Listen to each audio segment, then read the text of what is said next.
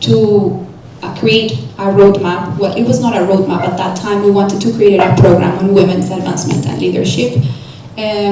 So we started by asking women workers, as I was discussing in the panel, what advancement and leadership means to them. And then allow me with this, yes. But before dipping into the content, I wanted to bring this quote.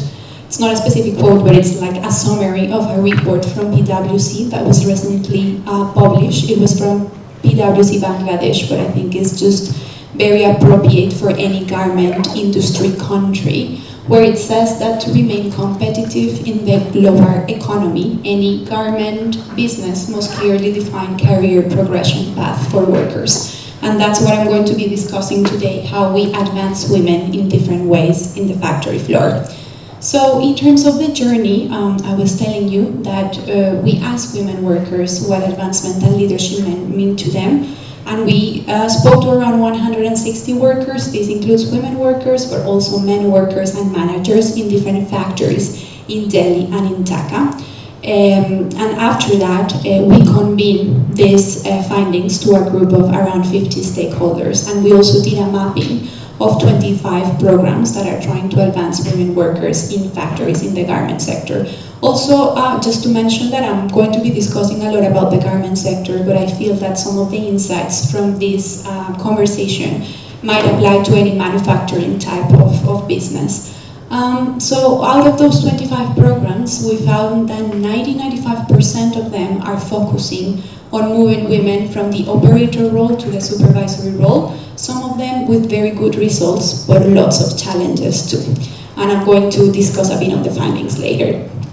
So with all of this, we said, well, designing a program under the current situation doesn't seem the smartest decision. So we co-design a roadmap in partnership with Forum for the Future, Good Business Lab, and Conciliary in Bangladesh, with 80 stakeholders. We have 80 attendees and around 50 plus organizations that joined the Futures workshops and system thinking workshops. Many of you were present there in Dhaka and in Delhi, and we also did a global one. And after that, we drafted the roadmap, and I'm going to be presenting some of those elements of the roadmap today, and it will be great if we have time to hear your feedback on those elements.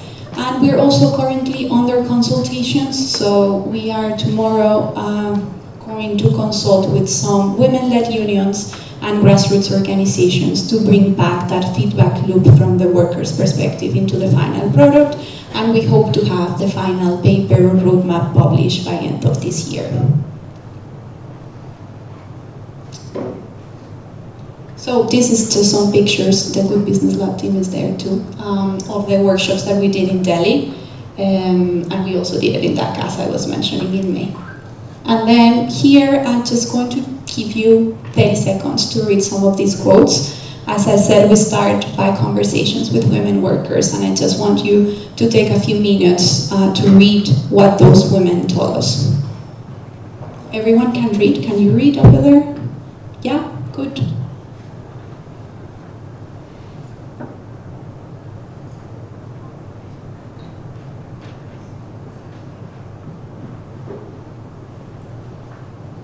So as you can see, women have identified different sorts of barriers, and Meha was also mentioning some of those in the introduction, around advancement and leadership in the factory floor. Many of those barriers related to systemic issues that are often not addressed. So we have a lot of companies, so I forgot to mention at the beginning that RISE is a membership type of organization. We have a lot of companies coming to us saying, look, we have targets, we have quotas, that we work together with suppliers. We want to have 20%, 30% of women in leadership positions, but we cannot achieve those quotas because women don't stay in those roles. So that's what I want to discuss a bit today, on how to look at this from a systemic perspective. So this is a roadmap, right? So we are starting from a reality A, where there's underrepresentation of women workers in leadership positions. This is true for India, and for many other garment countries. Maybe Cambodia, Vietnam is less. Surprisingly, in Central America is also less, lots of women in supervisory roles. But there's also occupational segregation, gender segregation, and this is a topic that is not often discussed in the industry, meaning that when you go to the factory floor, and I think we all agree on that, there's female jobs and there's male-dominated departments, right? It's not always the case, but sometimes those roles that are male-dominated are better paid, or they offer more stability, or they overall offer better return of investment for workers in terms of job prospects.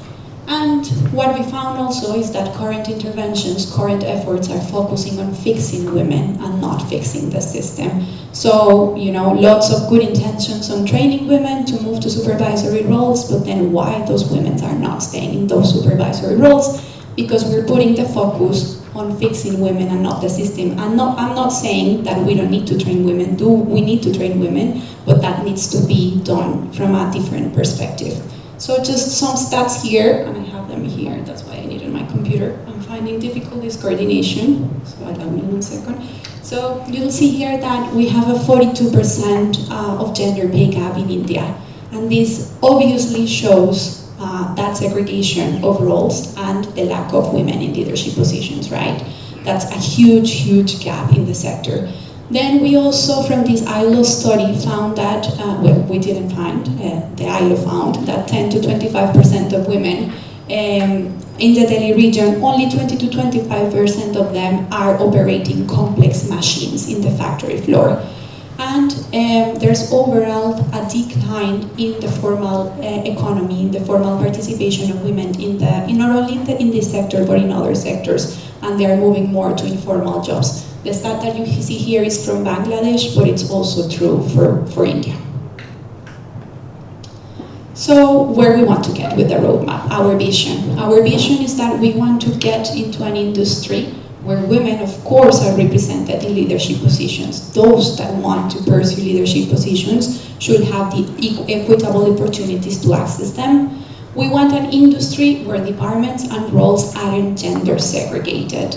And we want an industry that acknowledges that this is a systemic issue, and as such, it needs to be worked from a holistic perspective. And those interventions in the future, in that future that we want to see for the industry, will be focusing on fixing the system and not fixing women. We'll be focusing on removing structural barriers, and I'm going to discuss what are some of those structural barriers later. And is an industry that also considers the future trends and possibilities for business resilience and sustainability. So this is not only about the moral case, as they were saying in the first speech, but it's also about a business case. Advancing and putting women in leadership positions is good for business. So this is how we plan to do it, and this has been nurtured by the discussion with different stakeholders. A new narrative for women's advancement and leadership. So you will see that vertical progression still is very important as part of this formula. Of course, women in supervisory roles and managerial roles is part of the solution. But we have also come with this concept of horizontal advancement, how we create different pathways for women. And this includes women accessing and being represented in good quality and highly demanded jobs. I'm going to be listing some of those jobs later. And it's also about redefining what leadership means. So it's not only formal leadership in the factory floor, but it's leadership roles in collective action, in workers' committees, and in other places where women are able to raise their concerns and their voices. It's also about working on the enabling environment. An enabling environment is a very it's a buzzword, right? Like we all talk about the enabling environment, but we found one specific thing to be crucial to that enabling environment is the unbalanced distribution or the unequal distribution of unpaid care work between men and women. So if we want any intervention on women's advancement and leadership to work and to be good for business, the issue around unpaid care work needs to be bring into the conversation and into the intervention design.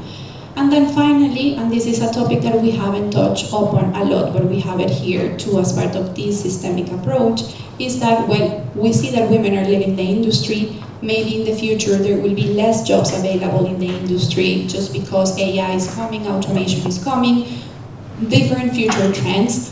What is going to happen with those women that leave the industry? There's a responsibility from industry players to create a responsible exit plan and understand if women are better off or worse off when they leave their jobs from a garment factory. So why you should care about this, why businesses should care about this. So we did, as I told you, we created a futures methodology as part of this in partnership with Forum for the Future. And we identified 3 main future trends that will affect the future of business. One was discussed earlier today, that is climate impacts.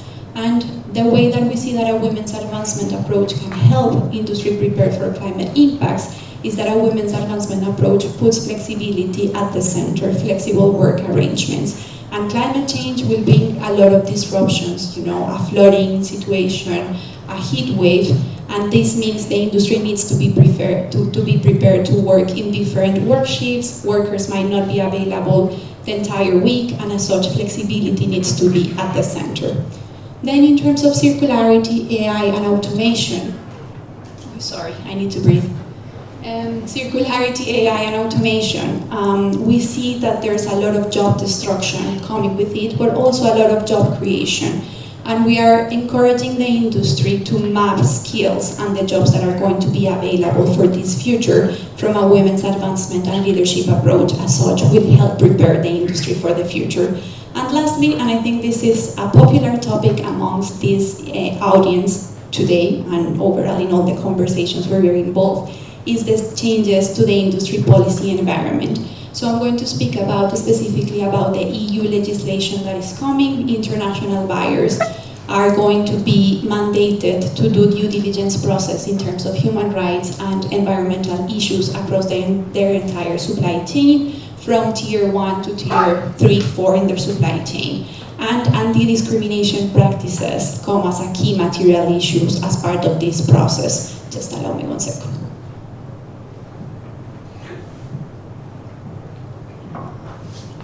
So anti-discrimination is really important to address, and when you see a factory floor where there's no women in leadership positions, or there's a lot of job gender segregation, that might be hinting you that some discriminatory practices are happening at the factory floor. So it's going to be key in terms of working on legislation that is coming specifically from the EU.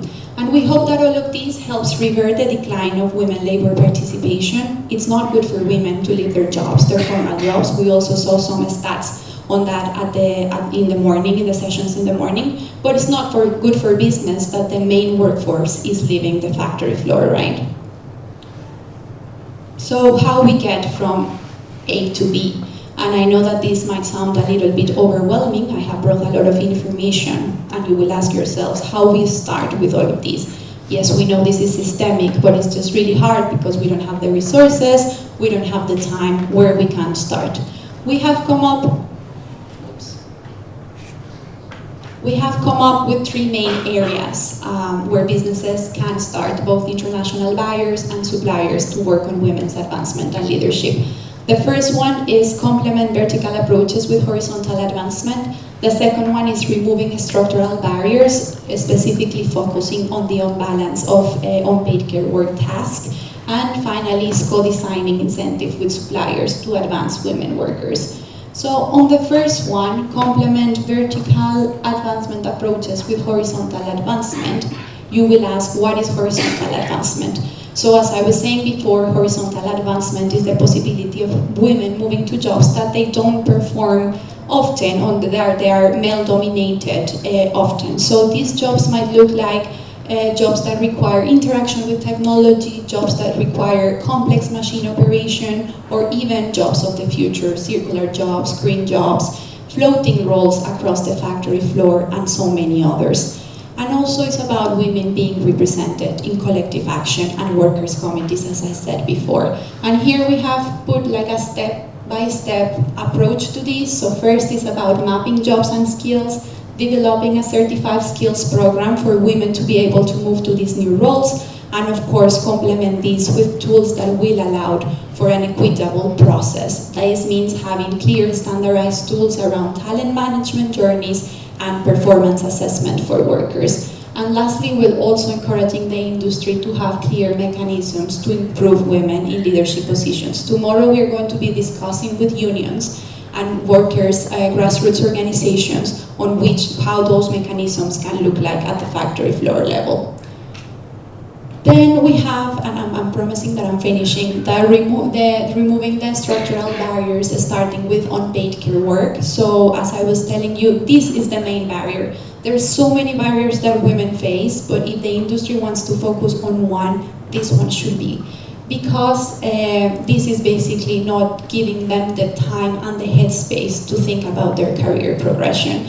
And we found in these conversations that childcare comes as one of those key things. Women often in the factory floor, and I think you will agree with me, don't use the creche or the childcare facility, mainly because they don't trust it, because it was not designed with a user-centric approach, as we were discussing in the panel too, and they're inaccessible in many of the cases and for many reasons that women told us in our conversations.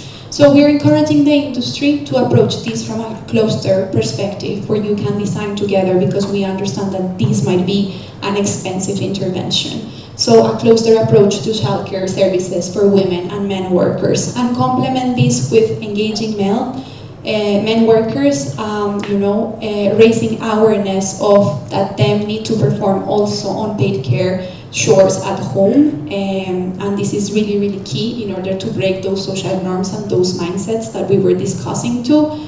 Paternity leave schemes, this one is not very popular. They always tell me it's impossible to have a paternity leave scheme in the garment industry, so we're really encouraging the industry to think from a manufacturing setting how a paternity leave scheme might look like, and same with flexible work arrangements. So this is where all the design process come into place.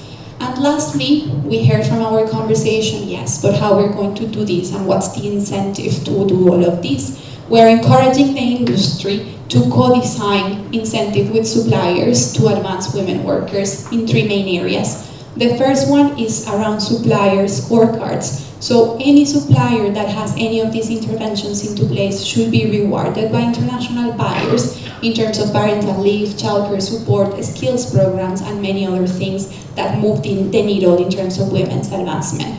Then we are also encouraging international buyers to have more reliable forecasting systems and processes, and use technology for that, just because if this planning process is better for the factory in terms of planning for the jobs that they need, for the number of people that they need, and the sort of skills that they need in the factory floor, meaning that it will be much easier to create a holistic and a systemic approach to women's advancement.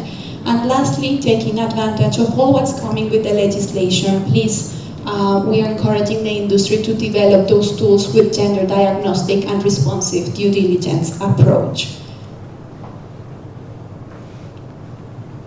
They always ask me how we measure this, so we came up with this list of indicators. So many international buyers, many suppliers have targets around women's leadership, and we're encouraging them to look at this from a systemic perspective where they measure not only the women in leadership positions, but they complement their metrics with other sorts of metrics. You will see them here. That includes the number of women in different roles, measuring the occupational segregation that I was talking about at the beginning, the gender pay gap, the number of workers reporting they have access and that they use childcare services, the number of workers taking parental leave, but most importantly, workers returning after the parental leave to their roles, to the same roles that they had before, a number of women in leadership positions in committees and unions. We are working on an index as part of our work on what return of investment of a job means to a woman. That's of course better income, but that's also better flexibility.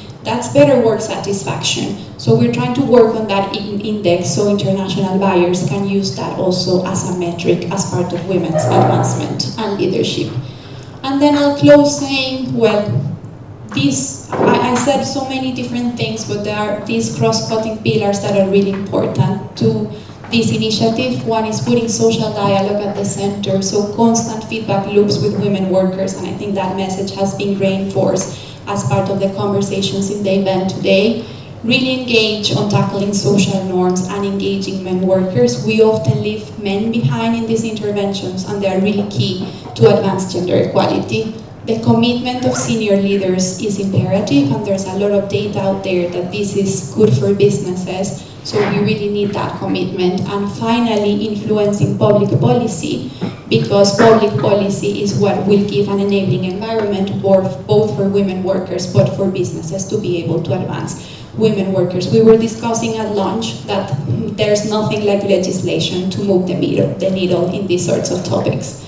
So in terms of next steps, what's happening with this roadmap, we are currently in a consultation stage. As I was telling you, part of the consultation is what I'm presenting here today. We're going to be launching the roadmap by end of this year, and we're actively looking for partners that want to pilot, iterate, test, invest in any of these interventions, so we can collect the data and demonstrate that actually moving from the linear approach to advancement to a more systemic approach is good for women and good for businesses. So if you're interested, please feel free to reach out to me after this conversation. I'll finish there and take any questions. Thank you so much. I hope I didn't bore you a lot. Thanks.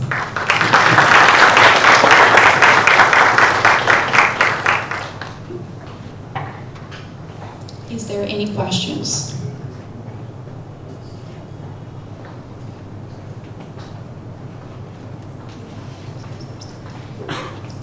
Can you illuminate a little bit, if you have clear ideas now, what RISE's kind of strategy is for now? Hello? Yeah, I'll repeat. Sorry. Can you tell us a bit about what RISE's strategy is for, utilizing that or implementing or taking forward this roadmap? How do you, what's next, basically? Yes, so we are publishing a paper with these are just some of the elements, because of course I couldn't bring here all the research and I can't speak about this for hours. So we're publishing a paper that is going to deep dive in some of these elements. And we are currently, as I was telling you, looking for partners to be able to test this at the factory floor and start collecting data. We have said that the first thing that we want to do is the mapping of those potential horizontal roles in the factory floor, and there are a couple of international organizations that are interested in that.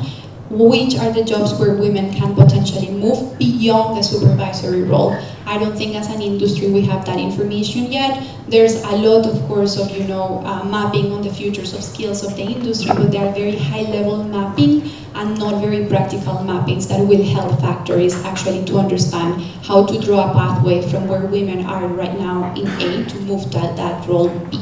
So that will be the first step, and then afterwards, once we have the funders involved, we have the private sector, all our members involved, we have around 10 international buyers as part of our working group that probably will be also interested in working with us on this. That's a little bit next steps.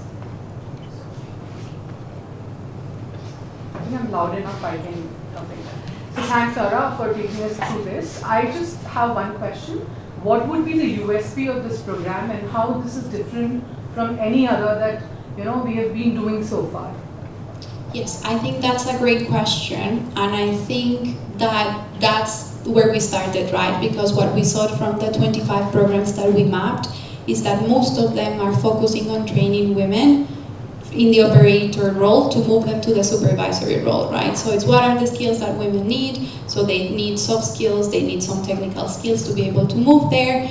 We train them and we just place them on those positions. And disregarding the very structural barriers of why women first don't want to move there, or if they move, they don't stay. We have seen that some of the programs see a drop-off of women after the 6 months of being on the supervisory roles, just because they have to care for their children, because there's a lot of backlash from their community, even from the workplace, because they are breaking social norms, right? Social expectations. So all of this needs to be addressed in order for those women to stay there. So I will say that the difference of this program is that it's trying to look at the problem from a systemic level, working on the enabling environment, acknowledging that vertical progression is important, but also acknowledging that there might be other pathways for women in the factory floor, and that's what we want to work on at the same time.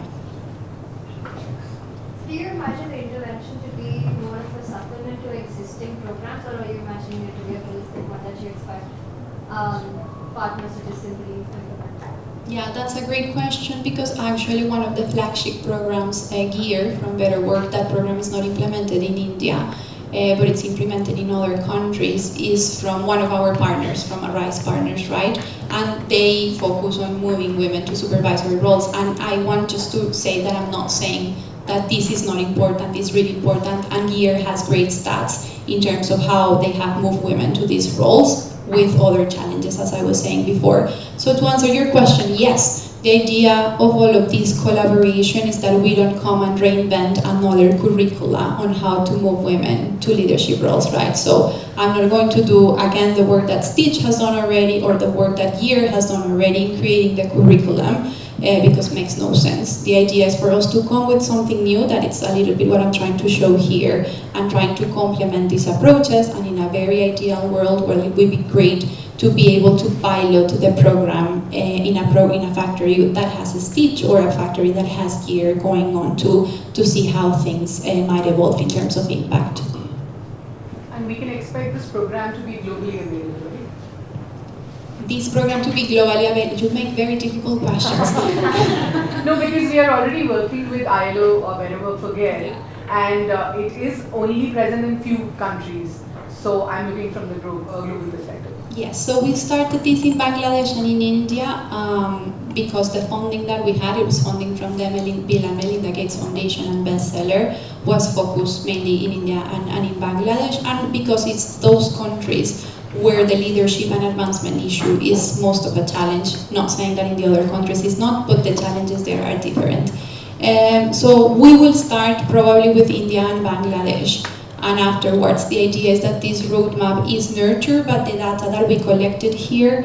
But you know, we were also discussing at lunch that the issues that women face globally are very similar. Of course, there are things, nuances, and things that need to be taken into account in the local context. But we hope that it's a tool that can be used globally. Well, thank you. Yes, there's another question there. You tell me when we are on time, because. Sorry. The last question? Cool. I don't hear you.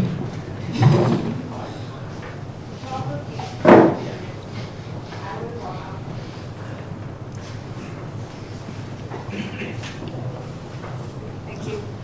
So I'm just curious, what kind of partners or manufacturers or companies have shown interest in this program?